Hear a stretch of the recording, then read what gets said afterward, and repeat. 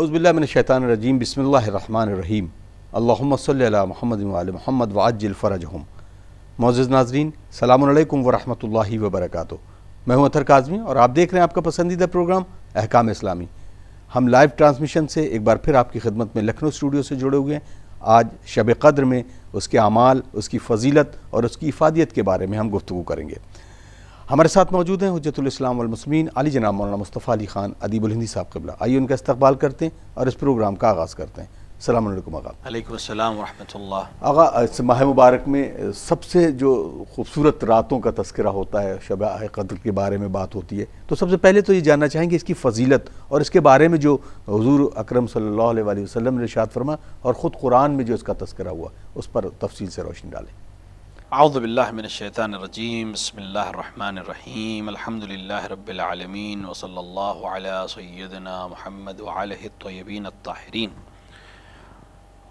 شب قدر کی اہمیت اور افادیت اور افضلیت کے لیے یہی بس اور یہی کافی ہے کہ قرآن مجید نے اس کے نام سے پورا سورہ خداوند عالم نے قرآن میں نازل کیا ہے کہ بسم اللہ الرحمن الرحیم، انا انزلناہ فی لیلۃ القدر وما ادراک ما لیلۃ القدر لیلۃ القدر خیر من الف شہر۔ تو یہ سورہ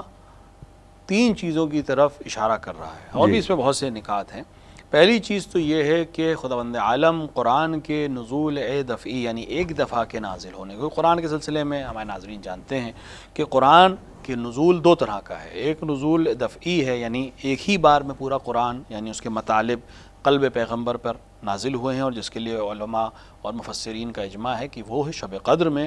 ہوا ہے۔ اور دوسرا جو نزول ہے وہ تدریجی ہے، یعنی ایک ایک پارٹ میں آیا ہے قرآن، جو آیت اور سوروں کی شکل میں 23 برس میں ایک بہت لمبا عرصے میں جو اقرا بسم اللہ الرحمن الرحیم اقرا سے شروع ہو کر آخری آیتوں تک نازل ہوا ہے۔ تو بہرحال یہ رات قرآن کے نازل ہونے کی رات ہے قلب پیغمبر پر۔ دوسری بات یہ ہے کہ خداوند عالم اس میں ارشاد فرما رہا ہے وما ادراک ما لیلۃ القدر، تم لیلۃ القدر کو درک نہیں کر سکتے۔ لیکن اس کا یہ مطلب نہیں ہے کہ انسان لیلۃ القدر کے بارے میں جستجو نہ کرے۔ یہ اہمیت بتائی جا رہی ہے موضوع کی کہ تم اس تک نہیں پہنچ سکتے۔ اس کا یہ مطلب نہیں کہ ہم نہ پہنچنے کی کوشش کریں، نہیں، ہم کوشش کریں، کیونکہ خداوند عالم یہ جانتا ہے کہ ہم نہیں پہنچ سکتے، لیکن جس قدر ہم کوشش کریں گے اتنی برکتیں بھی وہ ہمیں عطا کر دے گا۔ اور یہیں پر امام صادق علیہ السلام کی حدیث یاد آتی ہے کہ فاطمہ ہی لیلۃ القدر، فاطمہ ہی لیلۃ القدر ہیں۔ جس نے فاطمہ کی معرفت حاصل کر لی گویا اس نے لیلۃ القدر کو درک کر لیا، یعنی اس نے مغفرت حاصل کر لی، یعنی اس نے رضوان الہی کو حاصل کر لیا۔ اور لیلۃ القدر خیر من الف شہر جب کہہ دیا تو یہ 1000 مہینوں سے افضل ہے۔ 1000 مہینے ایک بہت لمبی مدت ہے، اس مدت سے بہتر ایک رات ہے۔ یعنی اگر انسان خداوند عالم کی خلوص اور عبادت میں اپنے آپ کو کمال تک پہنچا دے تو ممکن ہے 1000 مہینے ایک طرف ہو جائیں اور ایک شب میں وہ سارے سفر کو، ساری منزلوں کو طے کرتا ہوا نظر آئے۔ شرط یہ ہے کہ اس کے اندر ایمان ہونا چاہیے، اس کے اندر تقویٰ ہونا چاہیے، اس کے پاس اہل بیت علیہ السلام کا وسیلہ ہونا چاہیے، وہ کمال تک پہنچ سکتا ہے۔ اور اگر ہم اس چیز کو دیکھنا چاہیں عملی طور پر تو ایک شب میں ایک انسان پوری دنیا کو، طاقت کو، حکومت کو، لشکر کو چھوڑ کر اگر اپنے امام کی خدمت میں پہنچ جائے تو اس نے واقعاً صحیح معنوں میں لیلۃ القدر کو درک کر لیا ہے، اور وہ اپنے آپ کو لشکر شام سے دور کر کے اگر امام کی خدمت میں جا کر اپنے ہاتھ کو جوڑ کر کھڑا ہو جائے تو اس کے تمام گناہ اور تمام چیزوں کو امام بخش کر اس کو دنیا میں بھی حر بناتے ہیں اور آخرت میں بھی حر بناتے ہیں۔ یہ وہ چیز ہے جو انسان لیلۃ القدر میں سیکھ سکتا ہے کہ ایک رات بھی انسان کو کمال تک پہنچا سکتی ہے اگر وہ فکر اور تدبر کے ساتھ ہو اور اپنے امام کی نصرت کے لیے انسان عمل کرے۔ رہی بات کہ شب قدر میں انسان اس کو کس طرح سے سمجھے، کس طرح سے عمل کرے، ایک اور چیز بھی اس سورہ مبارکہ سے بہت اہمیت رکھتی ہے، چونکہ وہ بھی عرض کرتے چلے کہ یہ خود سورہ اور اس کی ایک آیت یعنی جو بعد کی آیت ہے وہ آیت ہمیں امام کے وجود کی طرف متوجہ کرتی ہے، یعنی ایک امام جو واقعاً حی ہو اور موجود ہو، کیونکہ اس رات میں جہاں خداوند عالم فرما رہا ہے انا انزلناه فی لیلۃ القدر وما ادراک ما لیلۃ القدر لیلۃ القدر خیر من الف شہر تنزل الملائکۃ والروح فیہا باذن ربہم من کل امر. یہ من کل امر جی پر نازل کرتا ہے کا جملہ ہے، کیونکہ یہ عربی ہے. عربی میں تنزل کا مطلب ہے نازل کرتا ہے، یعنی ہر شب قدر میں خداوند عالم اولی الامر کے اوپر امور کو نازل کرتا ہے. اب تین چیزوں سے خارج نہیں ہے کہ خداوند عالم یا تو نازل نہیں کرتا، یعنی ہو چکا اب نہیں ہوگا، یہ ہو نہیں سکتا، یہ قرآن ہے. یہ جی کہ آپ اس کے اندر شک کریں کہ صاحب ہو سکتا ہے کہ اس کے اندر غلطی ہوگی، نہیں، یہ قرآن ہے، اس کے اندر کوئی بھی حرف ادھر سے ادھر نہیں ہوا ہے. اور عربی میں مضارع یعنی پریزنٹ کنٹینیوس ٹینس کا مطلب یہ ہوتا ہے کہ یہ ہوتا رہا ہے اور ہوتا رہے گا. ہم نازل کرتے ہیں، اس کا ترجمہ اردو میں اگر بہت فصیح کیا جائے تو نازل کرتے ہیں، یعنی ہر شب قدر میں، ہر سال شب قدر میں خداوند عالم امور کو اولی الامر پر نازل کرتا ہے. خوب یہ اولی الامر کون ہے؟ اگر ہم عامہ کی تفسیر کو قبول کر لیں کہ اولی الامر سے مراد ہر حاکم ہے، تو کیا ہر حاکم اس لائق ہے کہ خداوند عالم امور الہیہ کو اور امور دنیا کو اس کے اوپر نازل کرے؟ کیا وہ اس لائق ہے کہ خدا اور کے فرشتے اس کے اوپر نازل ہوں؟ آج کل کے حکماء ایسے، آج کل کے جو اسلامی اپنے آپ کو حاکم کہتے ہیں، وہ کیا واقعی اس لائق ہیں کہ فرشتے ان پر نازل ہوں اور امور دنیاوی اور امور اخروی ان کے اوپر نازل کریں یا ان کی رائے دیں اور ان کو خبر دیں؟ یا پھر آپ قبول کریں کہ نہیں، کوئی ایسا حاکم ہے جو اولی الامر ہے، ولو لوگ دنیا اس کو نہ دیکھ پاتی ہو، ولو لوگ اس کو درک نہ کر پاتے ہوں، لیکن سارے امور اس کے دست مبارک میں ہیں اور اس کے امضاء کے ساتھ عملی ہوتے ہیں. اور اسی صاحب امر کے ہم منتظر ہیں، اور وہ صاحب امر کوئی اور نہیں، امیر المومنین علیہ الصلوۃ والسلام اور جناب زہرا سلام اللہ علیہا کے وارث اور ہمارے اور آپ کے بارہویں امام حضرت مہدی اجل اللہ تعالی فرجہ الشریف کی ذات اقدس ہے، کہ جن پر فرشتے ہر شب قدر میں نازل ہو کر پورے امور مملکت اور پورے امور کائنات، نہ کہ دنیا، امور کائنات کو ان کے سامنے پیش کرتے اور ان کی امضاء سے پورے سال کے امور اجرا پاتے ہیں. تو یہ سورہ اور یہ رات اپنے امام سے متمسک ہونے کی رات ہے. لہٰذا اگر ہمارے ناظرین اعمال میں جا کے دیکھیں گے، انشاءاللہ سب کو خدا توفیق دے گی وہ اعمال انجام دیں. اس رات کو حضرت سے منسوب رکھا گیا، اسی لیے اس رات میں بہت تاکید ہوئی ہے کہ اللہم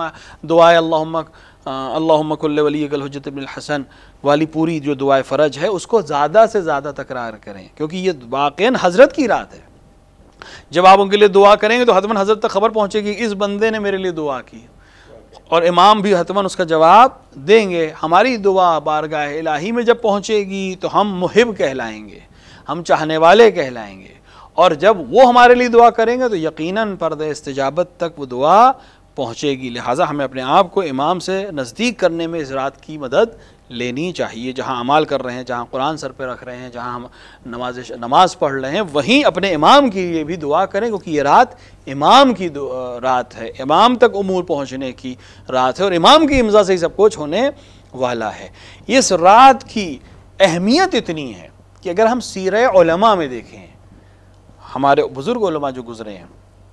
ان میں سے بعض، چونکہ آپ کو پتا ہے کہ لیلۃ القدر کے سلسلے میں اختلاف ہے کہ کون سی رات واقعاً لیلۃ القدر ہے. یہ سوال جو ہے یقیناً کیا جاتا ہے، نوجوان بھی کرتے ہیں، کہ پھر اس میں وہی بات کہ اب 3 راتوں کا تذکرہ ہے، کہیں کہیں 5 راتوں کا تذکرہ ہے، تو یہ اصل میں کون سی رات ہے؟ دیکھیں، روایات جو ہیں اس کے اوپر مختلف ہیں. بعض نے رمضان کی طاق راتیں، یعنی شب آخری 10 دن کی آخری دہے کی جو طاق راتیں ہیں، یعنی شب 21،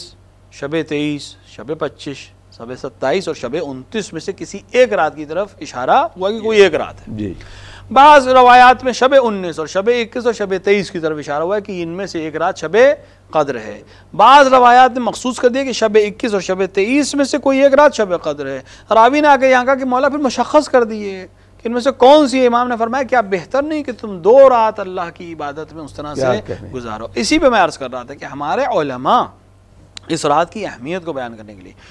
کیونکہ روایات یہ کہ رمضان کی کچھ روایت یہ بھی کہتی ہے کہ رمضان کی کوئی ایک رات ہے، اور کچھ علماء اس پر بھی باور رکھتے ہیں کہ سال کی کوئی ایک رات ہے. ممکن ہے کہ رمضان کے علاوہ بھی کوئی رات رہی ہو، شاید رجب ہو، شاید شعبان ہو. البتہ اس کے اوپر کم علماء کا نظریہ، لیکن بہرحال ایک روایت تو ہے. تو میں اہمیت بیان کرنے کے لیے اس چیز کو پیش کر رہا تھا کہ ہم کو 3 راتیں کہی گئیں، ان میں سے 2 راتیں امیر المومنین سے منسوب ہو جاتی ہیں، لہٰذا اعمال شب قدر میں ہم امیر المومنین کے مصائب اور امیر المومنین کی شہادت اور اس کے ساتھ چھوٹے دیگر اعمال بجا لاتے ہیں، کیونکہ بہرحال اہل بیت کی عظمت اور اہل بیت کی مصیبت، خصوصاً امیر المومنین علیہ السلام کی مصیبت پر رات بھر جاگنا اور گریہ کرنا، یہ بہترین عبادت ہے، بے شک، لہٰذا اس سے بہتر کچھ نہیں ہو سکتا۔ عام طور سے شب 23 میں بر صغیر میں عام طور سے اعمال اور رات بھر جاگنا اور نمازوں کا برپا کرنا اور دعاؤں کا پڑھنا زیادہ رائج ہے، دعائے جوشن کبیر وغیرہ کا پڑھنا، اور یہ بہترین عمل ہے، لیکن یہ وہ ہے جو عوام الناس کرتی ہے۔ لیکن اہمیت کو اگر ہمیں دیکھنا ہو تو بعض علماء تاریخ میں ایسے گزرے ہیں جنہوں نے پوری رمضان کی ہر رات یہ سارے اعمال انجام دیے، یعنی شب اول سے لے کر شب 30 تک ہر رات انہوں نے اعمال شب قدر انجام دیے کہ انہیں یقین ہو جائے کہ یقیناً ایک رات میں نے شب قدر کے اعمال اسی دن انجام دیے یا اسی رات انجام دیے جو یقیناً شب قدر ہوگی، یقین حاصل کرنی۔ یہ عام کے لیے نہیں ہے، لیکن یہ ہم اہمیت بیان کرنا چاہتے ہیں کہ ہم عام طور سے یہ ہوتا ہے کہ کر لیا اعمال، کبھی نہیں بھی کیے، آرام کر لیا، سو گئے۔ اس کی اہمیت شہزادی سلام اللہ علیہ کے سیرت میں ملتا ہے کہ آپ بچوں کو جلدی سلا دیتی تھی مغرب کے افطار کے بعد کہ سو جائیں، پھر نصف شب سے پہلے جگا دیتی تھی کہ رات میں وہ جاگ سکیں، عبادت کر سکیں، جبکہ بچے چھوٹے تھے اور وہ بچے ہیں جو معصوم ہیں اور ان کو عظمت معلوم ہے اہل بیت کی بھی اور شب قدر کی بھی، لیکن طریقہ بتا رہی ہیں شہزادی، آج کی ماؤں کے لیے طرز بتا رہی ہیں، نہ کہیں بچوں سے تم سو جاؤ، نہیں، ان کو جگائیں کیا کہ ان کو پتہ چلے کہ یہ اہمیت ہے آج کی، ولو اگلے دن رات میں تھوڑا پہلے سلا دیں اور نصف شب سے پہلے جگا دیں، اگلے دن تھوڑا سا ان کو اور زیادہ سونے دیں نماز صبح کے بعد، لیکن اس رات کی اہمیت کو ان کو غافل نہ ہونے دیں۔ تو ہمارے علماء کی تاریخ میں ملتا ہے، بعض علماء کا یہ ملتا ہے جو اس روایت پہ عمل کرنے کے لیے کہ سال میں کوئی ایک رات ہے، بعض کی زندگی میں ملتا ہے کہ انہوں نے ہر شب پورے سال 360 دن اللہ اکبر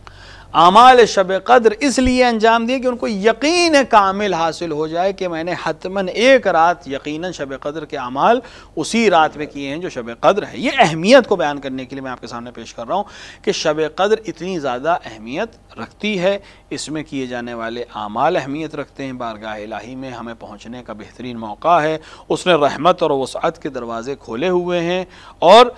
جب شہر رمضان کی ہم دعائیں پڑھتے ہیں یا ہم رمضان کی عظمتوں کی طرف قرآن میں اشارہ کرتے ہیں اور ہم اس دعا کو بھی پڑھتے ہیں، تو اس رمضان کی جب ہم اس رمضان مبارک اس مہینے کی جب ہم اہمیت بیان کرتے ہیں تو اس میں یہی کہتے ہیں کہ یہ وہ مہینہ ہے جس میں تم نے شب قدر کو قرار دیا ہے، وہ شب قدر جو 1000 مہینوں سے افضل ہے۔ تو رمضان کی کریم کو جو اہمیت حاصل ہے، رمضان عظیم کو جو اہمیت حاصل ہے، وہ شب قدر کی وجہ سے حاصل ہے، اور ہم پورے رمضان کی عظمتوں کو ایک طرف کریں اور شب قدر کے اعمال سے غافل ہو جائیں، یا شب قدر کو ہم اسی طرح گزار دیں جیسے عام راتوں کو ہم گزارتے ہیں، تو ہم سے زیادہ آپ کہیں کہ ایک ایسا شخص جس کو نقصان ہو کوئی نہیں ہو سکتا، جس کو پتہ ہے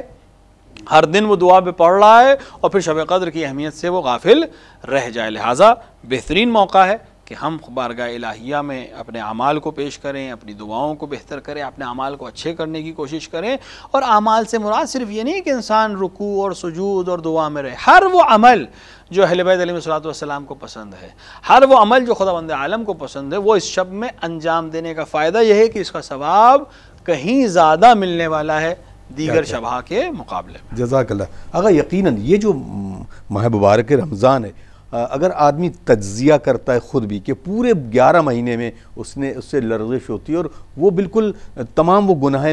گناہ کبیرہ بھی بالکل ایسے انجام دے دیتا ہے کہ اسے کچھ بھی نہیں، لیکن یقین کے ساتھ یہ ہے کہ میں اپنے بارے میں تو یہ کہہ ہی سکتا ہوں کہ اس ماہ مبارک رمضان یا رمضان کے میں انسان کوشش کرتا ہے کہ ہر عمل کو بہتر سے بہتر کرے۔ میرا سوال یہ کہ جب یہ شب قدر کی تفصیلات بیان کی جاتی ہیں تو اس میں اعمال کا وہ کون سے ایسی خاص دعائیں ہیں، یا کس طریقے کی نماز ادا کی جائے، یا کس طریقے سے اور دیگر اعمال ہیں جو اس میں فضیلت بیان کی جاتی ہے؟ دیکھیں، شب قدر میں بہت سے اعمال وارد ہوئے ہیں، بہت سے طریقے سے اعمال وارد ہوئے ہیں۔ مثلا کہ جو رائج اعمال ہیں جو مفاتیح الجنان میں یا تحفۃ العوام میں ہمارے علماء نے نقل کیے ہیں، جیسے کہ قرآن کو سر پہ رکھنا اور اس کے ساتھ وہ دعائیں جو ہیں اس کے ساتھ مخصوص دعائیں ہیں، یا اہل بیت علیہ الصلوۃ والسلام کے وسیلے سے دعا کرنا اور ان کے نام کو دہرانا اور اس کے بعد خداوند عالم سے دعا کرنا، ساتھ ہی 2 رکعت نماز جو شب قدر کی مستحب نماز ہے، اس کی بہت تاکید ہوئی ہے، تسبیح اور استغفار سے تسبیح پڑھنا، صلوات کی تسبیح پڑھنا، اور دعاؤں میں جو سب سے زیادہ اہم اس شب میں دعا نقل کی گئی وہ دعائے جوشن کبیر ہے، اور جوشن کبیر میں جیسے کہ آپ کو پتہ ہی ہے کہ ہر تقریباً 100 بند ہیں، اور ہر بند میں خداوند عالم کے 10 نام ہیں، تو کل ملا کے تقریباً ہم 1000 خدا کے نام، یعنی نام سے مراد یہاں صفات ہے، اسماء حسنہ جن کو ہم کہتے ہیں، کیونکہ اللہ کا نام صرف ایک ہے جو اللہ ہے، اس کے علاوہ باقی سب اس کی ذات کا نام اللہ ہے، باقی اس کے اندر جو صفات ہیں اس کو ہم الگ الگ ناموں سے پکارتے ہیں، کبھی کریم کہتے ہیں، کبھی رحیم کہتے ہیں، کبھی رحمان کہتے ہیں، کبھی اول کہتے ہیں، کبھی آخر کہتے ہیں، یہ سب اس کی صفتیں ہیں جن کو ہم نام کہہ دیتے پکار لیتے ہیں۔ تو اس دعا میں 1000 نام اور 1000 صفتیں خداوند عالم کی ہم بیان کرتے ہیں اور اس کو ان وسیلے سے یاد کرتے ہیں۔ تو یہ اس دعا کو ضرور تاکید ہوئی ہے کہ ضرور پڑھنے کی کوشش کریں، اور اگر مثال کے طور پر پوری نہ پڑھ سکتے ہوں، یہ سر کو طاقت نہیں آ پا رہی ہے، جو کوئی مسئلہ ہے،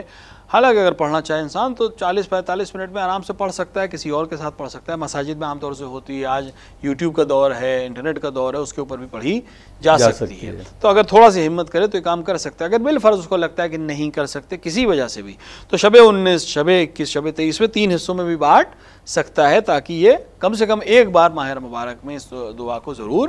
پڑھ لے۔ ساتھ ہی تاکید، جیسے کہ میں نے کہا، تاکید ہوئی ہے دعائے فرج پڑھنے کی، امام زمان کو یاد کرنے کی۔ 100 رکعت نماز مستحب ہے اس شب میں پڑھنے کی، اور یہ 100 رکعت نماز جو ہے یہ 2 رکعت کر کے پڑھی جائے گی۔ بعض نے 10 دفعہ قل اللہ بھی کہا ہے، بعض نے کہا 1 دفعہ قل اللہ بھی کافی۔ البتہ ہمارے بزرگوں میں خصوصاً بر صغیر میں رائج ہے یہ مسئلہ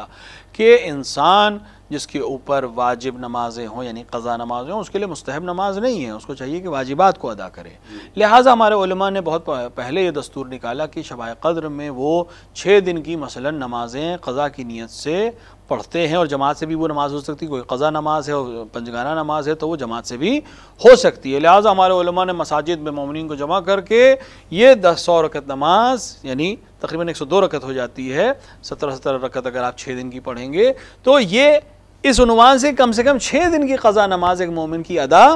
ہو جاتی ہے۔ لیکن اگر کوئی مومن ایسا ہے کہ انشاءاللہ بہت سے ایسے ہیں جن کی کوئی قضا نماز نہیں ہے، تو ان کے لیے بہتر ہے کہ بجائے 6 دن کی نماز پڑھنے کے پھر وہ مستحب نماز پڑھیں۔ لیکن اگر کسی کی نماز قضا ہے تو پھر بہتر یہ ہے کہ وہ قضا نمازوں کو ادا کرے۔ دونوں ہی خداوند عالم کو مقبول ہیں، پسندیدہ ہیں، اس کا ثواب الگ ہے اور وہ ادا واجب ہے جو ادا ہونا چاہیے۔ البتہ جس نے 100 رکعت والی پڑھی اس کو شب قدر میں جاگنے کا ثواب ملے گا اور واجب ادا کرنے کا ثواب ملے گا۔ جس نے 100 رکعت یہ 2 رکعت کر کے پڑھی،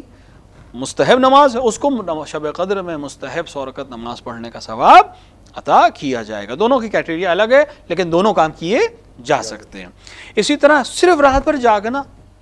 خود جاگنا عبادت ہے، یعنی اللہ کے، البتہ جاگنے پہ میں عرض کرتا چلوں اپنے جوانوں سے کہ اس جاگنے کو عام رات کا جاگنا نہ بنائیں، کہ مثال کے طور پر ہوٹل میں بیٹھے ہوئے ہیں، کسی ٹی سٹال پہ بیٹھے ہوئے ہیں، پارک میں بیٹھے ہیں، یا موبائل مثال کے طور پہ ہاتھ میں، پوری رات جو ہے ہم گیم میں یا کسی یوٹیوب کے سیگمنٹ میں نہیں گزارے، اس رات کو کم سے کم اس سے محفوظ رکھیں۔ اگر نہیں رکھ سکتے تو موبائل مثال کے طور پہ ہمارے والد اس بات کی، ہمارے والد ہم لوگ سے کہتے تھے، البتہ اس وقت موبائل کا زمانہ تو نہیں تھا، لیکن اس وقت ہم سے کہتے تھے کہ وہ چیزیں جو تمہیں ڈسٹرب کر سکتی ہیں، مثلا ٹیلی ویژن کا دور تھا، وہ تمہیں لے جا سکتی ہیں اپنی طرف، ان سے دوری اختیار کر لو، اپنے آپ کو مسجد میں مثال کے طور پر رکھ لیں 1 رات کے لیے۔ آج کے دور میں مثال کے طور پر موبائل کو سوئچ آف کر دیں، ایروپلین موڈ پہ کر دیں یا کم سے کم سائلنٹ موڈ پہ کر دیں، اور 1 رات کے لیے ترک کر دیں اس کو، خدا کے لیے، اہل بیت کی خوشنودی کے لیے، اور وہ عمل انجام دیں جو آپ کو رات بھر مشغول رکھے عبادت میں۔ اب مثال کے طور پر کوئی بچہ ہے جو رات بھر نماز نہیں پڑھ سکتا، اس پہ طاقت نہیں ہے، وہ بچہ کوئی اور عمل انجام دے جس کو پسند ہے، اپنے والدین کی خدمت کرے مثلا، یا مسجد میں جا کر لوگوں کو پانی پلائے، یا محلے میں جا کر کسی کی مثال کے طور پہ احوال پرسی کر لے، جو بھی عمل کر سکتا ہے۔ مثال کے طور پر نماز نہیں پڑھ سکتا تو کم سے کم جاگ سکتا ہے، جاگتے وقت دعائیں پڑھتا رہے، ٹہلتا رہے، اپنے والدین کی خدمت انجام دیتا رہے، تسبیح پڑھتا رہے، صلوات پڑھتا رہے، ہر وہ عمل جو اس کو دنیاوی چیزوں سے الگ رکھے اور معنوی چیزوں سے نزدیک کرے۔ تو رات کا جاگنا عبادت ہے، لیکن اس جاگنے کو خالی جاگنا یا بیجا جاگنا انجام نہ دے کہ موبائل میں وقت گزر جائے، گیم میں وقت گزر جائے، اعوذ باللہ سیریل دیکھنے میں، ہماری خواتین سے میں بہت معذرت کے ساتھ عرض کروں گا کہ سیریل دیکھنے میں وقت اس شب کو کم سے کم نہ گزاریں۔ ایسا نہیں کہ باقی دن بہت اچھے ہیں اس کے لیے، لیکن کم سے کم شب قدر کو اس سے محفوظ رکھے۔ ہاں آپ دیگر امور انجام دیں، بہت اچھا ہے، دعائیں پڑھیں، تسبیح پڑھیں، گھر والوں کی خدمت کریں، کیونکہ ہماری خواتین کے اوپر بہت خصوصاً بر صغیر میں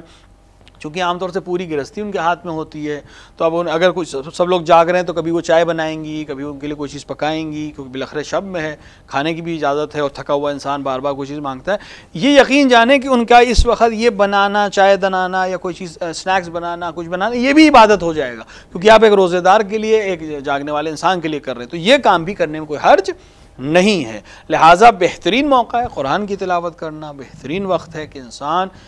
دعائے کمیل کی تلاوت کرنا، ان چیزوں کی تلاوت کرنا، اور ساتھ ہی ساتھ فکر کرنا. یعنی اگر قرآن پڑھ رہا ہے تو تھوڑی دیر قرآن پڑھے، تھوڑی دیر اس آیت کے ترجمے میں غور کرے، تھوڑی دیر اس بات کے بارے میں سنے، کچھ دیر اس کے اوپر علماء کے نظریے کو دیکھے، اپنی فکر کو دیکھے کہ میں کیا کر سکتا ہوں، میں کیا کر رہا ہوں، کس آیت پہ عمل کر رہا ہوں، کس آیت پہ عمل نہ کر رہا ہوں. کہ ایک آن کی فکر، ایک ساعت سے مراد جو روایات پہ ساعت آیا اس سے مراد ایک آن ہے، ایک آن کی فکر، تدبر امور الہیہ میں، امور میں یا کلن فکر کرنا 70 برس کی عبادت سے بہتر بیان کیا گیا ہے. تو اس سے بہتر کیا ہے کہ انسان بیٹھے امور کے بارے میں سوچے، اپنی زندگی کے بارے میں سوچے، اخرا کے بارے میں سوچے، امام کے بارے میں سوچے، اور اپنے لیے اس شب میں محاسبہ نفس کرے کہ میں کیا کر رہا ہوں، کیا مجھ میں کمیاں ہیں، کہ سب میں کمیاں ہوتی ہیں، ان کمیوں کو میں کیسے دور کر سکتا ہوں، کہ اس سے بہتر کوئی عمل نہیں ہو سکتا. جزاک اللہ. ایک سوال کیا گیا یہاں پر، ایک صاحب نے، انہوں نے پوچھا کہ جیسے شب قدر میں وہ جو نمازوں کا ادا کرنا ہے، اور اکثر کر کے ہم نے اپنے شہر میں دیکھا ہے کہ لوگ ایک مسجد سے دوسری مسجد اور دوسری مسجد سے تیسری مسجد جاتے ہیں، تو ایک اس میں وقت صرف ہوتا ہے. تو یہ وقت صرف کرنا بھی عبادت ہے، یا اس کے ذریعے یہ ہے کہ انسان ایک جگہ پر بیٹھ کر پوری نمازیں ادا کرے؟ تو یہ کیسا عمل ہے، اس کے بارے میں ذرا تفصیل سے. دیکھیں، اس میں کوئی حرج نہیں ہے. اگر مثلا اصل میں یہ کام جو بہت سے لوگ کرتے ہیں یہ کئی وجہ سے کرتے ہیں. کچھ لوگ ایسے ہوتے ہیں کہ وہ چاہتے ہیں کہ مثلا تھوڑا سا ریسٹ مل جائے گا، مثال کے طور پر ایک دن کی نماز پڑھنے میں 17 رکعت نماز پڑھی، تھوڑے سے بدن تھک گیا ہے، اور ہم اس مسجد سے دوسری مسجد جائیں گے، تھوڑا سا ریسٹ مل جائے گا، تھوڑا سا وقت مل جائے گا، اور ہم دوسری مسجد میں نماز پڑھیں گے. ایک ہدف یہ ہوتا ہے کہ الگ الگ مساجد میں نماز پڑھنے کی وجہ سے الگ الگ زمین کا روز قیامت گواہی دے گی کہ اس شخص نے میری اوپر نماز پڑھی تھی. تو ایک ہدف یہ بھی ہوتا ہے. ایک ہدف یہ ہوتا ہے کہ انسان مختلف علماء سے ملنا چاہتا ہے یا مختلف لوگوں سے ملنا چاہتا ہے، تو اسی بہانے وہاں ملاقات ہو جائے گی، ان کے پیچھے نماز جماعت پڑھ لیں گے، کوئی حرج نہیں ہے. یہ ایک ایسی چیز ہے جو انسان کی اپنی فکر اور اپنے آپ کہہ سکتے ہیں کہ اپنے طریقہ کار کے اوپر ڈیپینڈ کرتی ہے. کوئی شخص ہے جو اس طرح کر کے اس کو سکون ملتا ہے، کوئی شخص ہے نہیں، وہ ایک جگہ رہ کر زیادہ دیر بہتر عبادت کر سکتا ہے. تو یہ اپنے مزاج کے اور اوپر، اپنی پسند کے اوپر ہے. اس کام میں بھی کوئی حرج نہیں ہے، اس کام میں بھی کوئی حرج نہیں ہے. اور ہدف یہ ہے کہ ہم عبادت میں رات گزاریں. اگر کوئی شخص الگ الگ مساجد میں اس لیے نماز پڑھ رہا ہے کہ اس کو ثواب زیادہ ملے،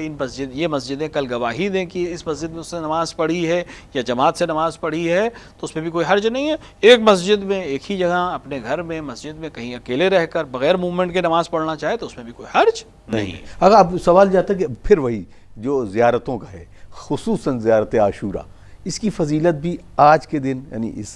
کیونکہ ہم اس پروگرام کے بعد جائیں گے اس کے لیے شب قدر کی تمام اعمال بجا لائیں گے، تو اس میں جو زیارت عاشورہ اس کا کتنا اہم؟ دیکھیے، امام صلی اللہ علیہ وسلم کے جیسے اعمال میں ذکر ہوا کہ ایک زیارت امام صلی اللہ علیہ وسلم کو جو امتیاز حاصل ہے باقی تمام ائمہ علیہ السلام میں، وہ یہ ہے کہ تقریباً ہر مناسبت اسلامی میں جو اہمیت رکھتی ہے آپ کی زیارت مستحب ہے. تو شب قدر میں بھی امام صلی اللہ علیہ وسلم کی زیارت مستحب ہے، شب 19 میں بھی، شب 21 میں بھی، اور شب 23 میں بھی. اور انسان کوئی بھی زیارت پڑھ سکتا ہے. البتہ اگر آپ مفاتیح الجنان کو دیکھیں تو خاص زیارت شب قدر کی الگ سے ذکر ہوئی ہے. اور یہ اہمیت امام حسین، عظمت امام حسین اور خداوند عالم کا تحفہ ہے امام حسین علیہ السلام کے لیے کہ میرا سب دن میرے ہیں، سب راتیں میری ہیں، لیکن ہر رات جو میری ہے اور ہر دن جو میرا ہے اس میں لوگ تمہیں سلام کر کے تمہیں خراج عقیدت پیش کریں گے، کیونکہ یہ جو کچھ محفوظ ہے آپ کی قربانی کی وجہ سے. بہت بہت شکریہ آغا، بالکل اجازت وقت نہیں دے رہا ہے. لائیو ٹرانسمیشن سے لکھنؤ اسٹوڈیو سے جڑے تھے آپ کے پسندیدہ پروگرام احکام اسلامی کو لے کر. ہمیں دیجیے اجازت، انشاءاللہ اگلے پروگرام میں کچھ اور موضوعات اور سوالوں کو ڈسکس کریں گے. تب تک کے لیے اپنے میزبان اطہر کاظمی کو اجازت دیجیے. آئیے دعا کرتے ہیں اپنے وقت کے امام کے اجل اللہ تعالیٰ فرجہ شریف کی تاجیل، ان کی ظہور کے تاجیل کے لیے. اللہم اجل لولیک الفرج.